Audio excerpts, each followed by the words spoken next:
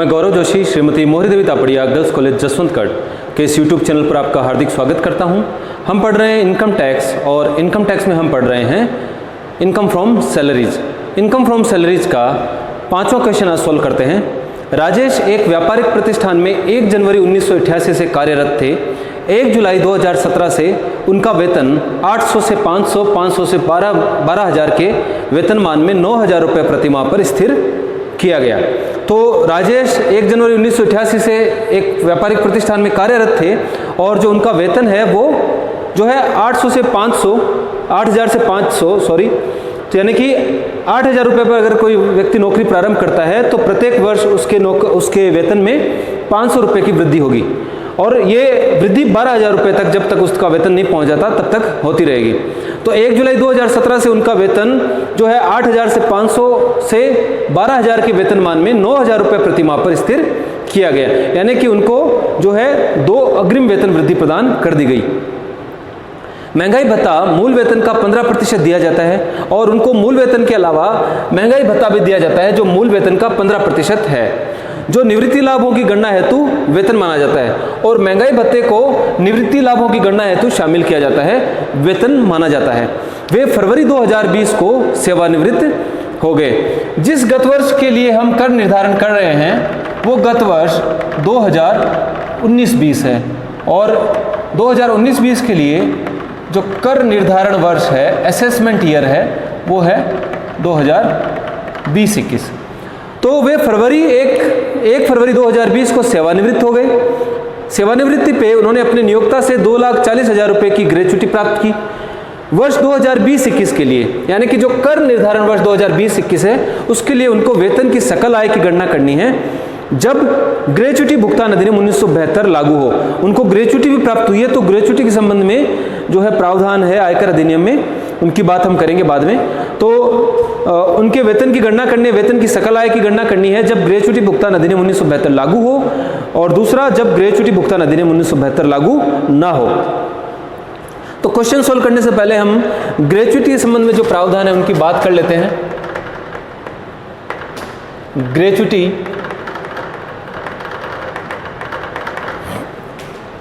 तो केंद्र सरकार, राज्य सरकार या स्थानीय सत्ता के कर्मचारियों को मृत्यु पर या सेवानिवृत्ति पर जो ग्रेच्युटी प्राप्त होती है वो ग्रेच्युटी की संपूर्ण राशि जो है ऐसे कर्मचारियों के लिए करमुक्त होती है। अब इसके अलावा जो अन्य कर्मचारी हैं उनको जब ग्रेच्युटी प्राप्त होती है और ग्रेच्युटी प्राप्त होने पर अगर ग्रेच्युटी भुगतान अधिनियम लागू होता है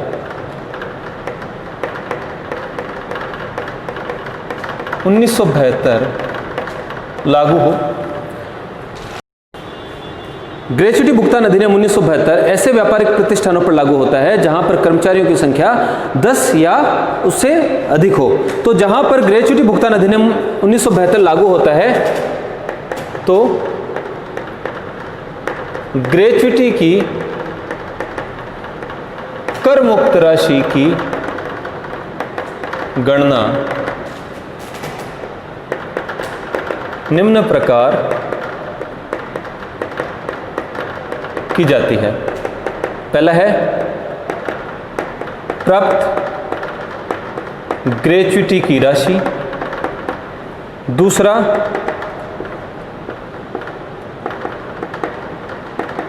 ₹20 लाख रुपए, और तीसरा है प्रत्येक सेवा वर्ष के लिए 15 दिन का वेतन। और अगर किसी कर्मचारी ने 6 माह से अधिक कार्य किया है, 6 माह से अधिक को 1 वर्ष मान लिया जाता है। प्रत्येक सेवा वर्ष के लिए 15 दिन का वेतन। और सेवा वर्षों की गणना करते समय अगर किसी कर्मचारी ने किसी वर्ष 6 माह से अधिक काम किया है, मान लीजिए किसी कर्मचारी ने 9 वर्ष और 7 महीने काम किया है, तो अगर ग्रेच्युटी भुगतान अधिनियम 1972 लागू होता है तो उस कर्मचारी के लिए सेवा वर्ष जो है 10 वर्ष मान लिए जाएंगे, क्योंकि 9 वर्ष के बाद इन्होंने 6 माह से अधिक अवधि के लिए काम किया है, तो 6 माह से अधिक अवधि को 1 वर्ष मान लिया जाता है जब ग्रेच्युटी भुगतान अधिनियम 1972 लागू होता है। तो प्रत्येक सेवा वर्ष के लिए 15 दिन का वेतन, 15 दिन के वेतन की गणना करने के लिए हम क्या करेंगे, 15 दिन का वेतन की गणना कैसे की जाएगी, अंतिम आहरित जो उनको सेवानिवृत्ति से पहले, तुरंत पहले जो आखिरी वेतन मिला था, वो अंतिम आहरित वेतन प्लस महंगाई भत्ता, वेतन प्लस महंगाई भत्ते में 26 दिन का भाग लगा दिया जाएगा और 15 से गुणा कर दिया जाएगा। यानी कि एक दिन का वेतन की गणना करने के लिए 26 का भाग लगाया जाता है। महीने में जो 30 और 31 दिन होते हैं उनका भाग नहीं लगाया जाता। जो छुट्टियां हैं, जो संडे के 4 दिन हैं, उनको छोड़ दिया जाता है। तो एक दिन का औसत वेतन ज्ञात किया जाता है। जो एक महीने का जो वेतन प्लस महंगाई भत्ता है उसमें 26 दिन का भाग लगाकर एक दिन का औसत वेतन ज्ञात किया जाता है और फिर इसको 15 से गुणा कर दिया जाता है, तो 15 दिन का वेतन ज्ञात कर लिया जाता है। तो प्रत्येक सेवा वर्ष के लिए उनको 15 दिन का वेतन मिलता है। इस प्रकार से जो 15 दिन का वेतन ज्ञात किया जाता है ये 1 वर्ष के लिए है। अब कर्मचारी ने जितने वर्ष सेवा दी है, जितने वर्ष के लिए उस किसी संस्था में काम किया है, उतने वर्षों से जो है इस 15 दिन के वेतन को गुणा करके जो प्रत्येक सेवा वर्ष के लिए 15 दिन का वेतन ज्ञात कर लिया जाता है। मतलब ये तीसरी जो राशि है ये ज्ञात कर ली जाती है। तो वेतन में वेतन और महंगाई भत्ता हर हाल में वेतन में शामिल होगा, चाहे सेवा शर्तों, सेवानिवृत्ति लाभों के लिए वेतन में शामिल किया जाता हो या नहीं किया जाता हो, महंगाई भत्ते को हर हाल में जो है वेतन में शामिल किया जाता है। ये तो था जब ग्रेच्युटी भुगतान अधिनियम 1972 लागू होता हो, तो ग्रेच्युटी की कर मुक्ति की राशि की गणना निम्न प्रकार की जाएगी। अब जो उपयुक्त तीनों राशियों में सबसे कम राशि कर मुक्त होगी, और इन तीनों में से जो सबसे कम राशि होगी, प्राप्त ग्रेच्युटी की राशि 20 लाख रुपए और प्रत्येक सेवा वर्ष के लिए 15 दिन का वेतन, इन तीनों में से जो सबसे कम राशि होगी वो ग्रेच्युटी की कर मुक्त राशि होगी, वो राशि एग्जेम्प्ट होगी। दूसरा, ग्रेच्युटी भुगतान अधिनियम 1972 लागू ना हो तो फिर जो है कर मुक्ति की राशि की गणना किस प्रकार की जाती है। पहला, प्राप्त ग्रेच्युटी की राशि। दूसरा, 20 लाख रुपए। और तीसरा है प्रत्येक पूर्ण सेवा वर्ष के लिए आधे माह का वेतन। अब आधे माह के वेतन की गणना कैसे की जाएगी, प्रत्येक पूर्ण सेवा वर्ष के लिए। यहां पर 6 माह से अधिक को 1 वर्ष मान लिया जाता है जब ग्रेच्युटी भुगतान अधिनियम 1972 लागू होता है, लेकिन जहां पर ग्रेच्युटी भुगतान अधिनियम 1972 लागू नहीं होता वहां पर जो है पूर्ण सेवा वर्ष देखे जाएंगे। जैसे हमने उदाहरण लिया था कि अगर किसी कर्मचारी ने 9 वर्ष 7 माह काम किया तो जब उसकी जो ग्रेच्युटी की कर मुक्ति की राशि की गणना की जाएगी तो 7 माह को हटा दिया जाएगा और केवल 9 वर्ष ही उसके सेवा वर्ष माने जाएंगे। यानी कि पूर्ण सेवा वर्षों के आधार पर ही ग्रेच्युटी की जो है राशि की गणना की जाएगी। तो प्रत्येक पूर्ण सेवा वर्ष के लिए आधे माह का वेतन। तो आधे माह के वेतन की गणना किस प्रकार की जाती है, आधे माह के वेतन की गणना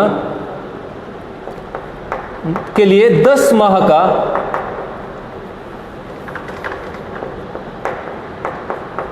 सेवानिवृत्ति के तुरंत पूर्व के 10 माह का औसत वेतन लिया जाता है। तो सेवानिवृत्ति के तुरंत पूर्व के 10 माह का औसत वेतन लिया जाता है। वेतन में क्या क्या शामिल होता है, वेतन में मूल वेतन, मूल वेतन प्लस महंगाई भत्ता, महंगाई भत्ता सेवानिवृत्ति लाभों में यदि शामिल किया जाता है तब, अगर महंगाई भत्ते को सेवानिवृत्ति लाभों की गणना करने के लिए शामिल किया जाता है वेतन में, तभी महंगाई भत्ते को जो है वेतन में शामिल किया जाएगा, जब ग्रेच्युटी भुगतान अधिनियम 1972 लागू नहीं हो। प्लस बिक्री पर कमीशन। तो जब प्रत्येक सेवा वर्ष के लिए आधे माह के वेतन की गणना की जाएगी तो पहले सेवानिवृत्ति के तुरंत पूर्व के 10 माह का औसत वेतन निकाल लिया जाएगा। तो तुरंत पूर्व के जो 10 माह का औसत वेतन ज्ञात करने के लिए पहले वेतन की गणना की जाएगी, उसमें मूल वेतन, महंगाई भत्ता, सेवानिवृत्ति लाभों में शामिल होना चाहिए और बिक्री पर कमीशन, इन तीनों का योग कर लिया जाएगा 10 माह का, और फिर में 10 का भाग लगा दिया जाएगा, तो औसत वेतन ज्ञात हो जाएगा। और इन तीनों में से जो सबसे कम राशि होगी, सबसे कम राशि करमुक्त होगी। तो क्वेश्चन सोल्व करते हैं।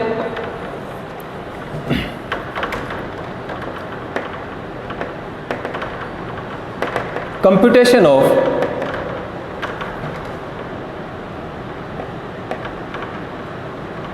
Gross total income from salary, computation of gross total income of Mr. Rajesh for the assessment year 2020-21।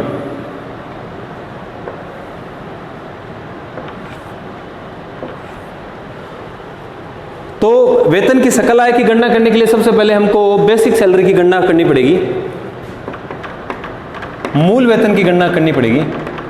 इनका मूल वेतन हम देखेंगे कर निर्धारण वर्ष 2020-21 के लिए गत वर्ष 2019-20, यानी कि 1 अप्रैल 2019 से 31 मार्च 2020 तक की सैलरी ली जाएगी, बेसिक सैलरी ली जाएगी। तो इनकी बेसिक सैलरी की गणना करते हैं। तो इनको जो है 1 जुलाई 2017 से, तो 1 जुलाई 2017 से 30/6/2018 तक जो इनको वेतन मिला पूरे साल, वो मिला 9,000 रुपये। इनको 9,000 रुपये के वेतन पर जो है नियुक्त किया गया था 1 जुलाई 2017 को। और जो वेतन वृद्धि है, वेतनमान में जो ये प्रत्येक वर्ष 500 रुपये की वेतन वृद्धि है, वो वेतन वृद्धि जिस महीने में कर्मचारी द्वारा नौकरी प्रारंभ की जाती है, अगले वर्ष उसी माह की प्रथम तारीख को जो है वेतन वृद्धि प्रदान की जाती है। तो 1 जुलाई 2017 को इन्होंने नौकरी प्रारंभ की 9,000 रुपये पर, तो 1 जुलाई 2017 से 30 जून 2018 तक इनको जो है 9,000 रुपये प्रति माह वेतन मिला। उसके बाद 1 जुलाई 2018 को इनके वेतन में वृद्धि कर दी गई और इनका वेतन हो गया 9,500 रुपये। 30 जून 2019 तक उनको यही वेतन प्राप्त होता रहा। फिर अगले साल 1 जुलाई 2019 को उनके वेतन में वृद्धि कर दी गई और उनका वेतन कर दिया गया 10,000 रुपये प्रति माह, 500 रुपये की वृद्धि कर दी गई। और ये वेतन उनको फिर जो है ये 2020 में जो है सेवानिवृत्त हो गए, रिटायर हो गए 1 फरवरी को। तो 31 जनवरी 2020 तक इनको जो वेतन है 10,000 रुपये प्रति माह प्राप्त हुआ। तो इनकी बेसिक सैलरी होगी, इनकी बेसिक सैलरी 30 जून तक उनको 9,500 रुपये प्रति माह मिल रहे थे, 30 जून 2019 तक। तो हमको लेनी है 1 अप्रैल 2019 से इनकी सैलरी लेनी है। तो अप्रैल, मई, जून 3 महीने इनको 9,500 रुपये सैलरी प्राप्त हुई। अप्रैल 19 से लेकर जून 19 तक इनको जो वेतन प्राप्त हुआ वो हुआ 9,500 रुपये प्रति माह के हिसाब से 3 महीने का। इसके बाद इनको जुलाई 19 से लेकर जनवरी, फरवरी में रिटायर हो गए, जनवरी 20 यानी कि 7 महीने के लिए, 7 महीनों के लिए इनको 10,000 रुपया प्रति माह के हिसाब से वेतन प्राप्त हुआ। तो 70,000 रुपया वेतन प्राप्त हुआ इनको अगले 7 महीनों में, और इससे पहले 9,500 रुपये के हिसाब से 3 महीनों का 28,500 रुपये इनको वेतन प्राप्त हुआ। तो जो मूल वेतन है इनका वो है 98,500 रुपये इनको गत वर्ष में 2019-20 में इनको बेसिक सैलरी प्राप्त हुई। डियरनेस अलाउंस इनको मिलता है 50% ऑफ मूल वेतन का 15% इनको डियरनेस अलाउंस मिलता है। तो 98,500 का 15% है 14,775 रुपये। अब एक चीज ग्रेच्युटी जो इनको गत वर्ष में इनके सेवानिवृत्ति पर प्राप्त हुई थी, ग्रेच्युटी इनको मिली है 2,40,000 रुपये की, और इस ग्रेच्युटी में से जो एग्जेम्प्टेड अमाउंट है उसकी गणना हमको करनी पड़ेगी। तो इनको 2,40,000 रुपये की ग्रेच्युटी मिली है और एग्जेम्प्टेड अमाउंट की गणना हमको करनी पड़ेगी, और वेतन की सकल आय की गणना करनी है कि जब ग्रेच्युटी भुगतान अधिनियम 1972 लागू हो। तो अगर 1972 ग्रेच्युटी भुगतान अधिनियम 1972 लागू होगा तो इनके लिए ग्रेच्युटी की एग्जेम्प्टेड अमाउंट करमुक्त राशि क्या होगी। तो देखते हैं, प्राप्त ग्रेच्युटी की राशि 1972 जब लागू होता है, ग्रेच्युटी भुगतान अधिनियम 1972 लागू होता है, तो इन तीनों राशियों में से जो सबसे कम राशि होती है उसकी करमुक्ति मिलती है। तो इनको ग्रेच्युटी की राशि प्राप्त हुई 2,40,000 रुपये की। दूसरा है 20 लाख रुपया, और तीसरा है प्रत्येक सेवा वर्ष के लिए 15 दिन का वेतन। तो 15 दिन का वेतन हम कैसे ज्ञात करेंगे? अंतिम आहरित वेतन यानी वेतन प्लस महंगाई भत्ता। 15 दिन का वेतन हम ज्ञात करेंगे वेतन प्लस महंगाई भत्ता। तो अंतिम आहरित वेतन है इनका 10,000 रुपये, जो इनको जनवरी में जो प्राप्त हो रहा था, 1 फरवरी 2020 को रिटायर हुए, तो जनवरी माह में इनको जो वेतन प्राप्त हो रहा था मूल वेतन वो था 10,000 रुपये प्रति माह। तो अंतिम आहरित वेतन प्लस महंगाई भत्ता है 15% है मूल वेतन का, तो 10,000 का 15%, यानी कि इनको जो अंतिम आहरित वेतन है वेतन प्लस महंगाई भत्ता इनको है 11,500 रुपये का। 11,500 रुपये में जो 1 महीने का वेतन है वेतन प्लस महंगाई भत्ता, इसमें 26 दिन का भाग लगाकर 1 दिन का औसत वेतन ज्ञात किया जाता है। तो 11,500 में 26 का भाग लगा दिया जाएगा और 15 से गुणा कर दिया जाएगा। 15 दिन का वेतन ज्ञात करना है। तो 11,500 बट्टा 26 इंटू 15, तो इनका वेतन आता है 6,634.615 रुपीज़। तो इनका 15 दिन का वेतन है 6,634 रुपये और 61 पैसा 62 पैसा लगभग। अब प्रत्येक सेवा वर्ष के लिए 15 दिन का वेतन ज्ञात करना है। तो इन्होंने कितने वर्ष सेवा दी? इन्होंने जो है ये कार्यरत थे जनवरी 1988 से, 1 जनवरी 1988 से ये कार्यरत थे। तो और रिटायर हुए 2020 फरवरी में, 2020 फरवरी में रिटायर हुए।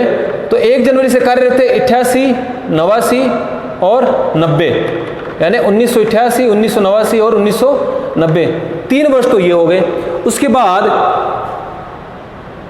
3 वर्ष और फिर 1990 से जो है 2019 तक, 1990 के बाद 1991 से 10 वर्ष, 20 और 29 वर्ष, 2019 दिसंबर तक इनको हो गए 29 वर्ष,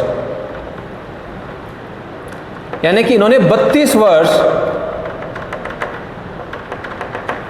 वर्ष ये सेवा में रहे, 32 वर्ष की इन्होंने सेवा दी है।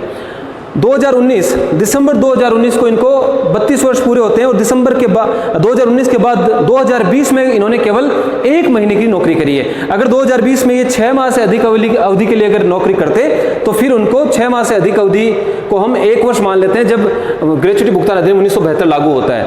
अगर ये 2020 में 6 माह से अधिक अवधि के लिए काम करते तो फिर इनके लिए 33 वर्ष हो जाते, लेकिन 2020 में केवल 1 महीने काम किया है, इसलिए जो इनके सेवा वर्ष वो 32 वर्ष माने जाएंगे। तो प्रत्येक सेवा वर्ष के लिए 15 दिन का वेतन, तो 15 दिन का वेतन है 6,634 रुपये 6034.615 रुपये और इसको गुणा कर दिया जाएगा 32 से। इसको हम गुणा कर देंगे 32 से, तो 6634.615 इंटू 32, तो ये आता है लगभग, ये आ रहा है लगभग 2,12,308 रुपये।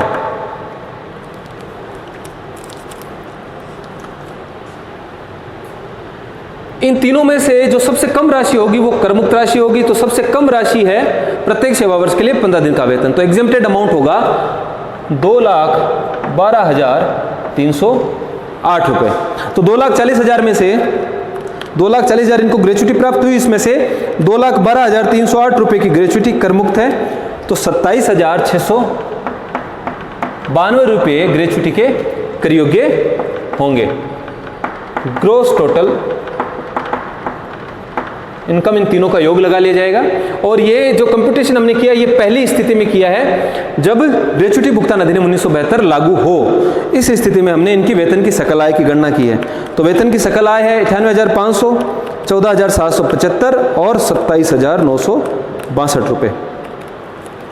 98,500 प्लस 14,775 प्लस 27,692, तो यह आता है 1,40,967 रुपये। तो श्री राजेश जो हैं उनकी वेतन से सकल कुल आय है 1,40,967 रुपये जब ग्रेच्युटी भुगतान अधिनियम 1972 लागू होता है। अब दूसरी स्थिति है जब ग्रेच्युटी भुगतान अधिनियम 1972 लागू नहीं होता, तो बेसिक सैलरी यही रहेगी और महंगाई भत्ता भी यही रहेगा, केवल ग्रेच्युटी की कर मुक्त राशि बदलेगी। और ग्रेच्युटी की कर मुक्त राशि की गणना अब हम करेंगे निम्न प्रकार से। जो दूसरा पॉइंट है जो हमने बात की थी, ग्रेच्युटी भुगतान अधिनियम 1972 लागू ना हो तब हम ग्रेच्युटी की एग्जेम्प्टेड राशि की गणना किस प्रकार से करेंगे वो हम देखते हैं। तो ये दोनों राशियां तो सेम ही होंगी, बेसिक सैलरी वही रहेगी और डीएनएस अलाउंस भी वही रहेगा। ग्रेच्युटी की राशि भी 2,40,000 रहेगी, केवल जो ग्रेच्युटी के संबंध में जो कर मुक्त राशि है वो अब बदल जाएगी जब ग्रेच्युटी भुगतान अधिनियम 1972 लागू नहीं होगा। प्राप्त ग्रेच्युटी की राशि है 2,40,000, 20 लाख रुपया, ये दो राशियां हो गई। और तीसरी राशि है प्रत्येक पूर्ण सेवा वर्ष के लिए आधे माह का वेतन। तो आधे माह के वेतन की गणना करने के लिए पहले 10 माह का औसत वेतन ज्ञात किया जाएगा। तो 10 माह के औसत वेतन के लिए जो सेवानिवृत्ति के तुरंत पूर्व के 10 महीने हैं उसका मूल वेतन, महंगाई भत्ता और बिक्री पर कमीशन लिया जाएगा। महंगाई भत्ता केवल उसी स्थिति में लिया जाएगा जब निवृत्ति लाभों की गणना हेतु उसको वेतन माना गया हो। तो इस क्वेश्चन में निवृत्ति महंगाई भत्ते को निवृत्ति लाभों की गणना हेतु वेतन माना जा रहा है। तो मूल वेतन सेवानिवृत्ति के तुरंत पूर्व के 10 माह का मूल वेतन। तो सेवानिवृत्ति इनकी हुई है 1 फरवरी 2020 की, तो 1 फरवरी 2020 से तुरंत पूर्व के 10 माह होते हैं अप्रैल से लेकर जनवरी 2020 तक के। अप्रैल से लेकर जो है अप्रैल 2019 से लेकर दिसंबर 2019 तक होते हैं 9 महीने और जनवरी का महीना 10 महीने, तो 10 महीने होते हैं। तो यही 10 महीने काम में आएंगे। तो 7 महीने और 10 महीने, यानी कि इस वर्ष गत वर्ष 2019-20 में उन्होंने 10 माह काम किया था और फरवरी 2020 को रिटायर हुए थे, यानी 2 महीने पहले रिटायर हो गए पूरा साल खत्म होने से पहले। तो सेवानिवृत्ति के तुरंत पूर्व के 10 माह का वेतन यही रहेगा 70,000 और 28,500 रुपये, यानी कि 98,500 रुपये जो है सेवानिवृत्ति के तुरंत पूर्व के 10 माह का वेतन है। और डीएनएस अलाउंस महंगाई भत्ता 15% मिलता है, यानी कि 14,775 रुपये, जिसकी हम गणना कर चुके हैं। तो 14,775 रुपये महंगाई भत्ता रहेगा। बिक्री पर इनको किसी प्रकार का कमीशन नहीं मिलता, तो इसमें 10 का भाग लगा दिया जाएगा। तो 98,500 प्लस 14,775 में 10 का भाग लगाएं तो औसत वेतन आता है 11,327 रुपये 50 पैसे। अब आधे माह का वेतन ज्ञात करना होगा। तो आधे माह के वेतन के लिए हम क्या कर सकते हैं कि इसी में इसको 1/2 अगर कर दें तो जो है आधे माह का वेतन भी ज्ञात हो सकता है। 10 माह का औसत वेतन, 1 मिनट, 10 माह का औसत वेतन हमने निकाल लिया 11,327 रुपये 50 पैसे। और अब आधे माह का वेतन, ये 1 महीने का औसत वेतन है। इस 11,372 रुपये 50 पैसे में 2 का भाग लगा देंगे, यानी कि इसका आधा कर देंगे, तो आधे माह का वेतन है 5,663 रुपये 75 पैसे। ये आधे माह का वेतन है। तो आधे माह का वेतन है 5,663 रुपये 75 पैसे और प्रत्येक पूर्ण सेवा वर्ष के लिए आधे माह का वेतन। तो जो 32 वर्ष है, प्रत्येक पूर्ण सेवा वर्ष है, तो 32 वर्षों के लिए इनको आधे माह के वेतन के हिसाब से, यानी आधा माह का वेतन है इनका 5,663 रुपया 75 पैसा। आधे माह के वेतन के हिसाब से 32 वर्षों का इनको जो है वेतन की गणना की जाएगी।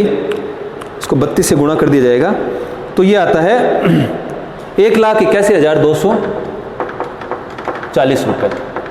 तो इन तीनों राशियों में सबसे कम राशि है प्रत्येक पूर्ण सेवा वर्ष के लिए आधे माह के वेतन की राशि है 1,81,240। इन तीनों राशियों में से जो भी सबसे कम राशि होगी वो राशि करमुक्त होगी। तो 1,81,240 रुपये की राशि करमुक्त होगी। तो 2,40,000 में से 2,40,000 में से 1,81,240 रुपये की करमुक्ति दे दी जाएगी और 58,760 रुपये की राशि जो है ग्रेच्युटी की, जो है टैक्सेबल अमाउंट होगा ग्रेच्युटी का। टोटल कर लिया जाएगा 58,760 प्लस 14,775 प्लस 98,500, 1,72,035 रुपये जो है वेतन शीर्षक की सकल आय होगी श्री राजेश की, जब ग्रेच्युटी भुगतान अधिनियम 1972 लागू न हो। तो आज के लिए इतना ही। आज हमने ग्रेच्युटी के संबंध में जो आयकर में प्रावधान है उनके बारे में पढ़ा, समझा, ये 5 नंबर क्वेश्चन के माध्यम से। तो मैं आशा करता हूँ कि आपको जो भी आज हमने पढ़ा है आपको अच्छे से समझ में आया होगा। आज के लिए इतना ही। इस वीडियो को लाइक कीजिए, शेयर कीजिए, हमारे YouTube चैनल को सब्सक्राइब कीजिए। धन्यवाद।